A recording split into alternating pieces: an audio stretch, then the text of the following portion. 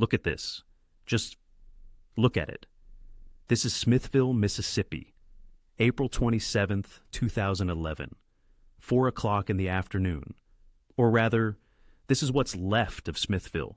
You see those concrete slabs, those perfect rectangles pressed into the red Mississippi clay. Each one was a home, a kitchen where someone made coffee that morning, a bedroom where kids didn't want to get up for school, a living room where a family watched the weather reports getting worse and worse and worse. Gone. Not damaged, not destroyed, gone. This stop sign, it's been twisted, flat, folded like paper. The metal post bent at a perfect 90-degree angle, pointing at the ground like it's bowing in defeat. And this mailbox, it's upside down, driven into the earth like a stake, the flag still attached, frozen in a position that defies every law of physics you thought you understood. At 3:44 p.m., something touched down here, something that moved with the force of a freight train, the fury of a jet engine, the appetite of a black hole. In less than 2 minutes, entire blocks vanished. The post office, obliterated. The police station, swept away. Houses bolted to their foundations, ripped apart like cardboard. And somewhere in this debris field, a 1965 pickup truck, heavy, solid, American steel. It was parked in a driveway, right over there. They never found it. You want to know what kind of wind is that? You want to know what this is? This is an EF5, the strongest rating on the Enhanced Fujita Scale. Winds over 200 miles per hour. The kind of tornado that happens maybe once a decade, if we're unlucky. But here's what they don't tell you. An EF5 doesn't just appear. It's not random. It's not an act of God in the way we usually mean it. It's a recipe. A perfect, terrible recipe of moisture and instability and wind shear and timing that has to line up exactly right. Or exactly wrong, depending on where you're standing. And on April 27th, 2011, everything lined up. This tornado, this monster, began forming days before it ever touched the ground. The atmosphere was being wound up like a spring, tighter and tighter, waiting for the moment when all that energy would finally snap. But before we can understand these 2 minutes that changed everything, before we can walk through the wreckage and make sense of what happened here, we need to rewind. We need to go back 3 days. Back to when the Storm Prediction Center first noticed something wrong developing across the Deep South. Back to when meteorologists started using words they almost never use. Words like catastrophic, words like unsurvivable, because the story of Smithville doesn't start in Smithville. It starts in the atmosphere, 5 miles above the Gulf of Mexico, where air masses that should never meet were about to collide. So, let's rewind. Let's watch it build, and then we'll bring you back here to 3:44 p.m., to the moment when the sky fell and a town disappeared. This is the complete story. The science, the warnings, the seconds that mattered, and the choices made by people who had minutes, to decide what to do when the alert came through their phones. This is Smithville. Let's begin. April 25th, 2011, 2 days before. If you were living in the Deep South that week, you already knew something was coming. You could feel it. The air was wrong, too warm for April, too humid. The kind of thick, sticky heat that makes your shirt cling to your back before you even step outside. Dew points in the 70s. That's insane for the inland South in spring. That's the kind of moisture you usually only see along the Gulf Coast in August. But it wasn't August. It was April. And the jet stream was doing something unusual. See, normally in April, the jet stream, that river of fast-moving air 5 to 7 miles up, sits farther north. It separates cold Canadian air from warm Gulf air, and they stay in their lanes. But in late April 2011, the jet stream took a dive. It plunged south, then hooked back north in this wild looping pattern that meteorologists call a negatively tilted trough. And when that happened, it brought frigid air from Canada, screaming down across the Rockies, heading straight for that Gulf moisture sitting over Mississippi and Alabama. Cold air, warm air, about to meet. the Storm Prediction Center, the group of meteorologists in Norman, Oklahoma, who forecast severe weather for the entire United States. They saw it coming. On April 25th, they issued their first outlooks.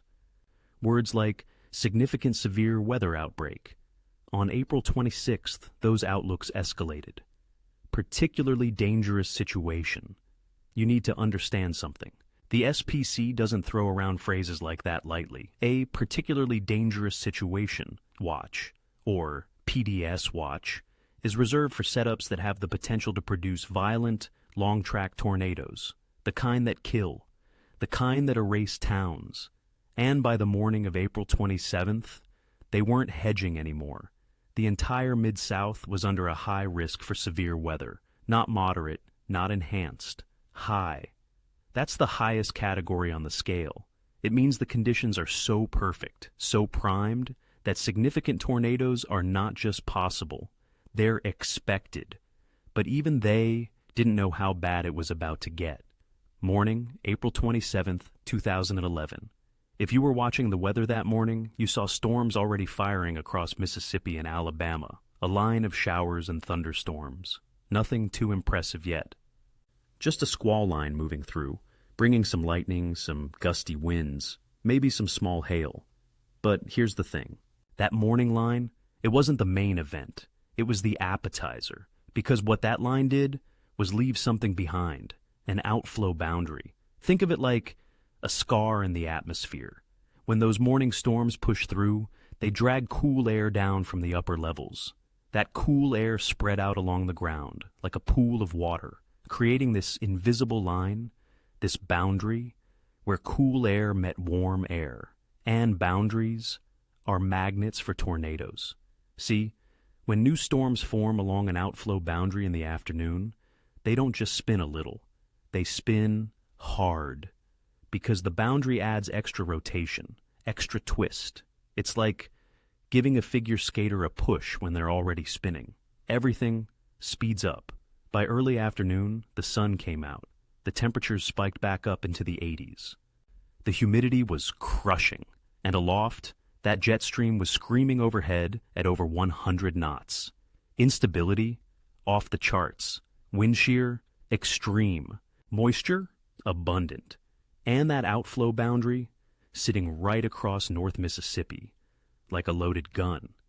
All we needed now was a trigger. 3 p.m. Central Daylight Time. Southwestern Tennessee, just north of the Mississippi state line.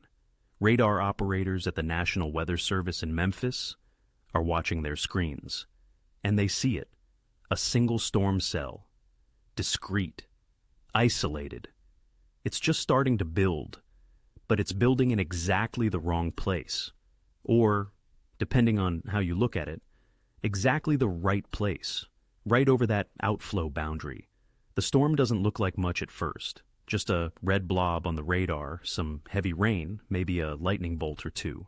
But then, it starts to organize. The radar returns tighten. The echo becomes more defined. And then, the velocity data shows something that makes every storm chaser's heart stop. Rotation. Tight, violent, focused rotation. The storm is spinning, and it's heading south. Straight towards Smithville. At 3:15 p.m., the National Weather Service issues a tornado warning for Monroe County, Mississippi. Doppler radar has indicated rotation. This storm is capable of producing a tornado. Take shelter now. But warnings are cheap that day. Because on April 27, 2011, there are tornado warnings going off everywhere. Across Tennessee, across Alabama, across Mississippi.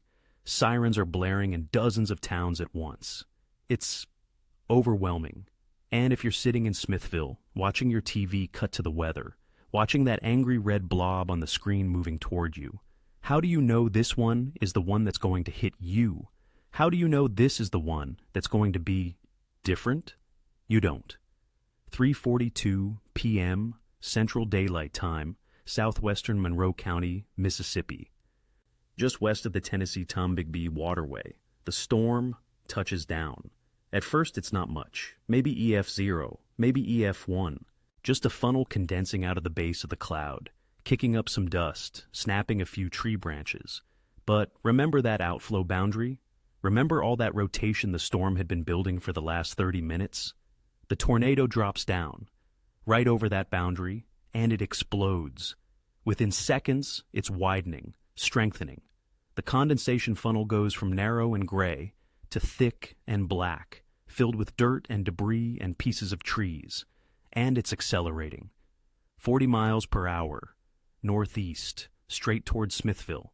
Inside the National Weather Service office in Memphis, meteorologists are watching this unfold on their radar screens in real time. They see the hook echo forming.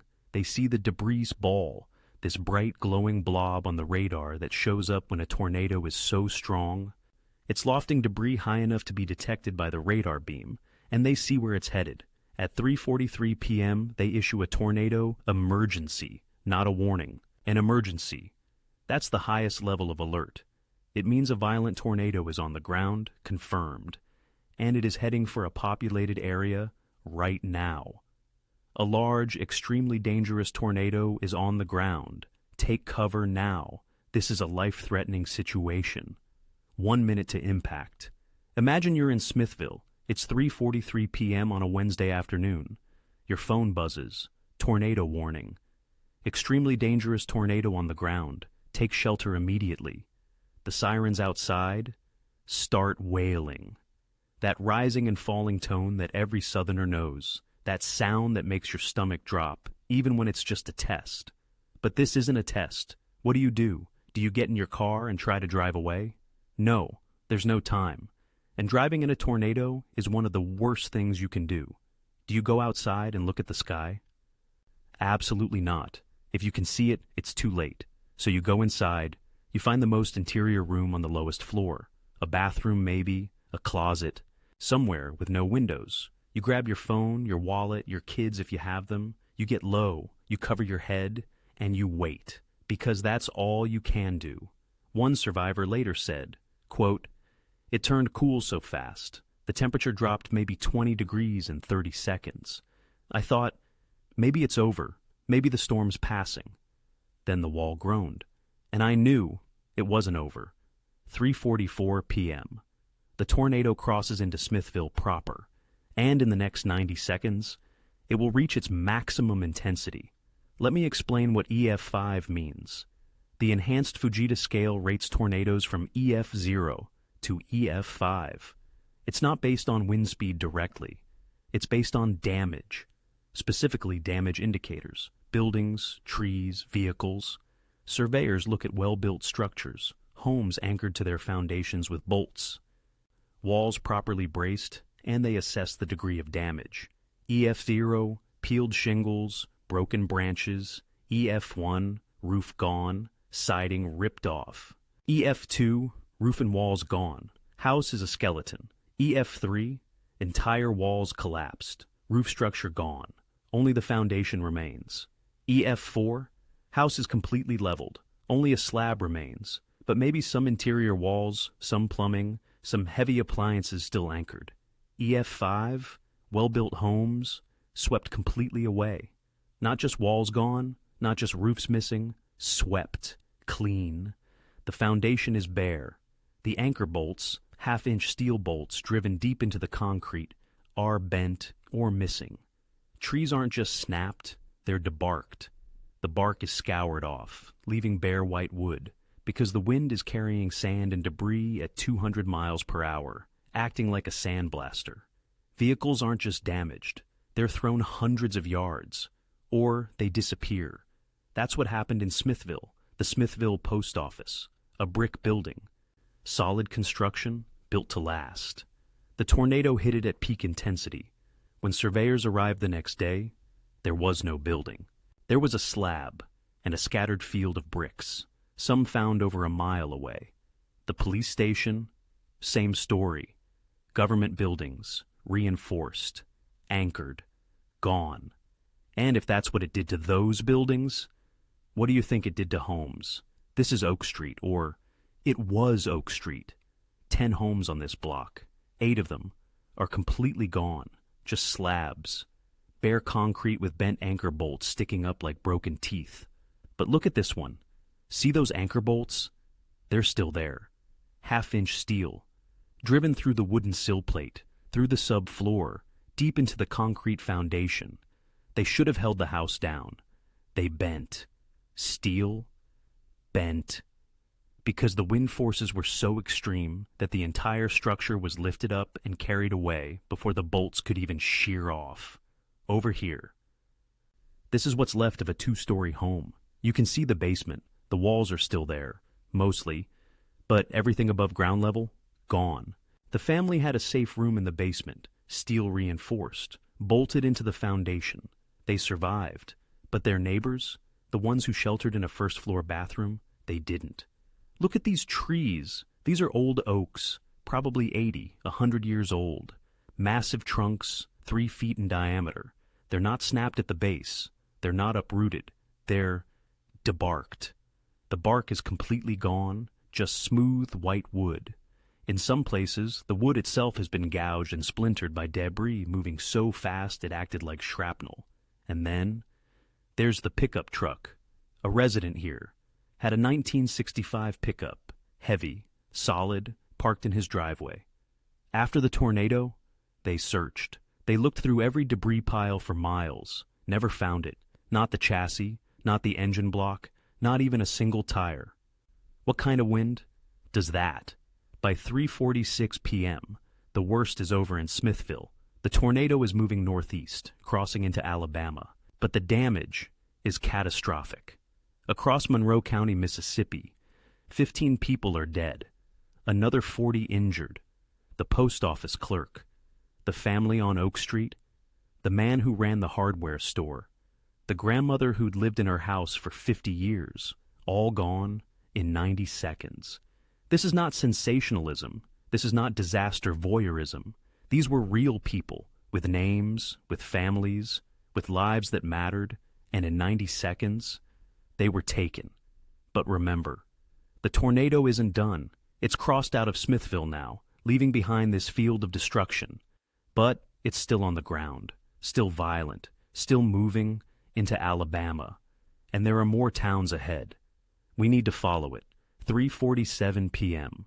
The tornado crosses the state line, from Mississippi into Alabama, Monroe County behind it, Marion County ahead, and it's still on the ground. But here's where things get complicated. See, when you hear the Smithville tornado, you might think it's one continuous EF5 for its entire path. But that's not how tornadoes work. Tornadoes are dynamic. They strengthen and weaken as they move, depending on the terrain, the structures they encounter, and the storm's internal structure. The same tornado can be EF5 in one location, and EF2 just a few miles down the road. And that's what happened here.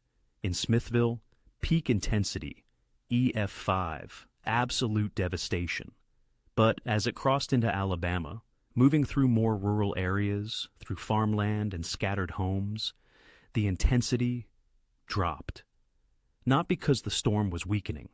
The parent supercell was still incredibly strong, but because the tornado was encountering different structures, different damage indicators, and that's what determines the rating.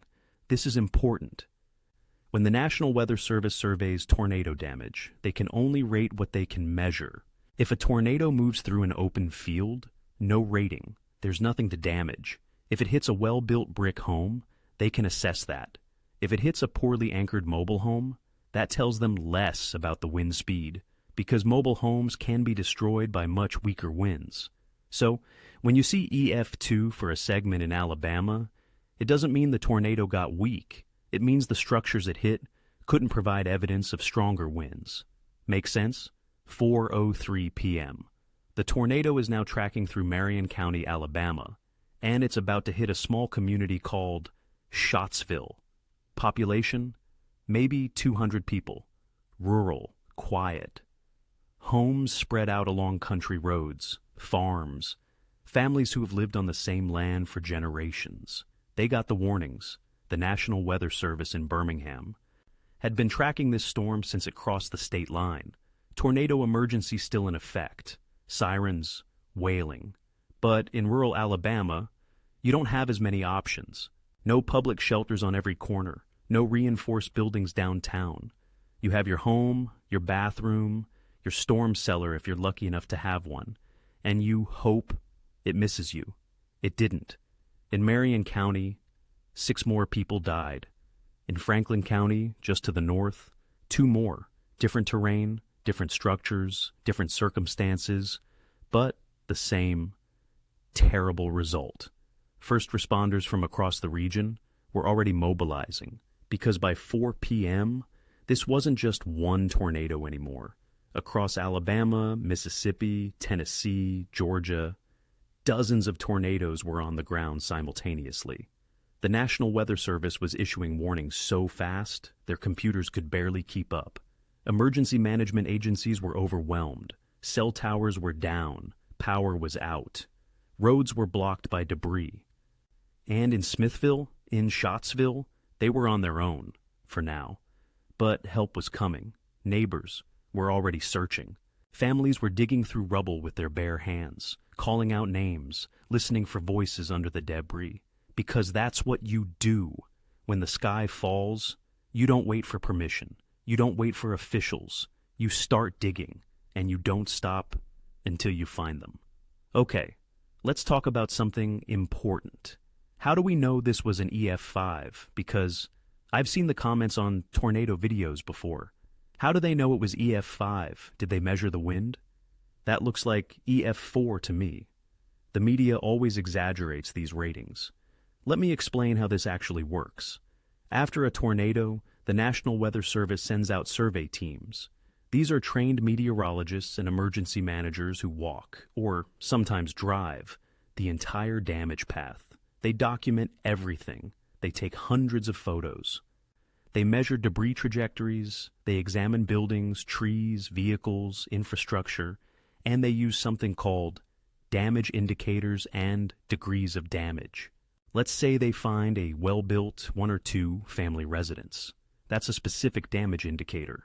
It has a code FR12. Now they assess the degree of damage. Is the roof gone? That's 1 degree. Are the exterior walls collapsed? That's a higher degree. Is the home completely swept from its foundation with only bare concrete remaining? That's the highest degree. And each degree corresponds to an expected wind speed range. For a well-built home to be completely swept away, total devastation, nothing but a slab, the expected wind speeds are 200 to 210 miles per hour, EF5. But here's the thing.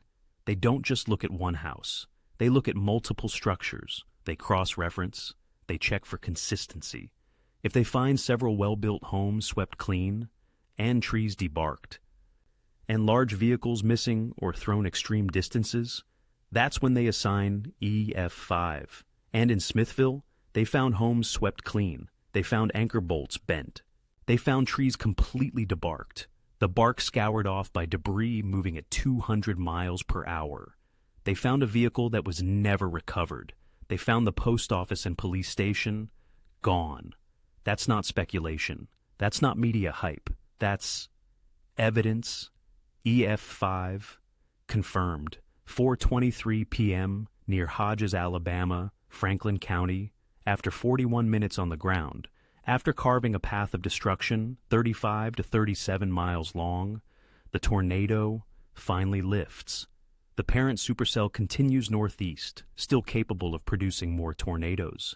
But this one, this monster, it's done. Total path length, approximately 35.1 miles across Mississippi and Alabama. Maximum width, 3/4 of a mile. Peak winds, estimated at 205 miles per hour. 23 people dead across both states. Dozens more injured, hundreds of homes destroyed. And this was just one tornado, on one day, of the largest tornado outbreak in modern U.S. history, April 27, 2011, the day the National Weather Service confirmed 360 tornadoes in one day. 4 of them were rated EF5, 4 in one day.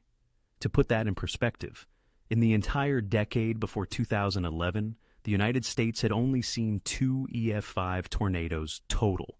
April 27th, 2011 wasn't just bad. It was historic. All right, now we're going to get into the details, the forensics, the evidence, the proof, because I want you to understand exactly how they confirmed this was an EF5. Let's go back to Smithville, day after the tornado. April 28th, the National Weather Service survey team from Memphis arrives. They're walking through what's left of the town, and they're documenting everything. First thing they notice, the completeness of the destruction. Not partial, not mostly damaged, complete. They find a residential block where 8 homes stood the day before. 7 of them, nothing but slabs. The 8th, 1 interior wall still standing. That's IT. They examine the anchor bolts. These are half-inch steel bolts, embedded 6 to 8 inches into the concrete foundation, designed to hold the wooden sill plate and the entire house, firmly attached. The bolts are bent, sheared, or missing entirely. You need to understand, steel doesn't bend easily. For those bolts to fail the way they did, the uplift forces had to be immense. We're talking tens of thousands of pounds of force, applied in seconds. Next, they examine the trees, mature hardwoods, oaks, poplars, trees that have stood for decades. They're not just broken, they're debarked. Debarking happens when windborne debris, sand, gravel, pieces of wood and metal hits the tree at such high velocity that it acts like a sandblaster. It strips the bark completely off, leaving bare white wood. This only happens in the most extreme winds, EF4 and above, and the debarking in Smithville, it's complete. Trees stripped clean for hundreds of yards. Then, they document the missing vehicle, a 1965 Chevrolet pickup truck, parked in a driveway, not in a garage, but outside, heavy, solid, American steel from an era when trucks were built like tanks. After the tornado, no truck. They searched the debris field. They checked every pile, every scattered piece of metal within a mile radius. Never found it. Not the chassis, not the engine, not a single piece. Where did it go? Was it thrown so far that it landed outside the search area? Possibly. Was it completely destroyed and scattered into unrecognizable pieces? Maybe. We don't know. But vehicles don't just vanish unless the winds are exceptional. And then there's the post office, a brick building, commercial construction, well built. The tornado hit it at peak intensity. When surveyors arrived, there was no building, just a concrete slab and a debris field of scattered bricks. Some bricks were found over a mile away. Taking all of that together, swept homes, bent anchor bolts, complete debarking, missing vehicle, destroyed commercial buildings. The National Weather Service rated the damage in Smithville EF5. Estimated peak winds 200 to 210 miles per hour. That's not a guess. That's forensic meteorology. Okay, we need to talk about some myths, because whenever there's a violent tornado, misinformation spreads almost as fast as the damage. Myth number 1. The tornado ripped steel pipes out of the ground. I've seen this claim repeated a lot. Some articles even published photos of exposed pipe, suggesting the tornado yanked it right out of the earth. Here's the truth. Utility crews and surveyors dig up pipes after tornadoes as part of the recovery and investigation process. They need to access water lines, gas lines, and sewer systems to shut them off safely and assess damage. So, yes, there are photos of exposed pipes in Smithville, but they weren't ripped out by the wind. They were excavated by people with shovels and backhoes. Does that make the tornado less powerful? Absolutely not. It was still an EF5. But we need to be accurate. We need to separate what the tornado actually did from what sounds dramatic but isn't true. Myth number 2. This was the strongest tornado ever recorded. Strongest? Depends on what you mean by strongest. Highest wind speed ever measured in a tornado? That belongs to the Bridge Creek Moore tornado in Oklahoma. May 3rd, 1999. A mobile Doppler radar. Recorded winds of 321 miles per hour. 3, 20, 1. That's the highest wind speed ever directly measured in a tornado anywhere on Earth. Widest tornado ever recorded? That's the Reno tornado. May 31st, 2013. 2.6 miles wide at its peak, over 4 kilometers. You could fit 50 football fields side by side inside that tornado. So, if strongest means highest measured winds, that's Bridge Creek. If strongest means widest, that's El Reno. But if strongest means most complete destruction over a populated area, then Smithville belongs in the conversation. Because EF5 is the top of the scale. You can't get higher than EF5. And Smithville's damage, it was textbook EF5. Homes swept, trees debarked, nothing left but slabs. So, strongest? It depends. But there's no question. This was one of the most violent tornadoes ever documented. Let's zoom out for a second. Let's talk about where Smithville fits in the history of violent tornadoes. EF5 tornadoes are rare. In the entire modern record, from 1950 when the Fujita Scale was first used, through today, the United States has only confirmed around 60 EF5 or F5 tornadoes. 60. In over 70 years, that's less than one per year, on average. And after 2013, after the El Reno tornado, we went 12 years without another confirmed EF5 in the United States. 12 years until 2025. Enderlin, North Dakota, June 2025, an EF5 touched down in a rural area, breaking that long drought. Why does it matter? Because it reminds us, these storms are not common. They're exceptional. They require a perfect alignment of atmospheric conditions that rarely comes together. You need extreme instability. You need powerful wind shear. You need moisture. You need a trigger. And even when you have all of those things, most tornadoes are still EF0 or EF1. For a tornado to reach EF5, everything has to go wrong. And on April 27, 2011, in Smithville, Mississippi, everything went wrong. So, what have we learned? Because that's the question, right? After all the destruction, after all the loss, after all the analysis, what changed? First, warnings. The National Weather Service did their job on April 27, 2011. Watches were issued hours in advance. Warnings went out with lead times of 15 to 20 minutes in most cases. Tornado emergencies were declared for the most dangerous storms. But warnings are only as good as what people do with them. And when you have dozens of warnings going off simultaneously across multiple states, when sirens are blaring in every town, when the TV is showing wall-to-wall coverage, it becomes overwhelming. How do you know which warning to take seriously? How do you know this one is the one that's going to hit you? The answer? You take them all seriously. Every warning, every time.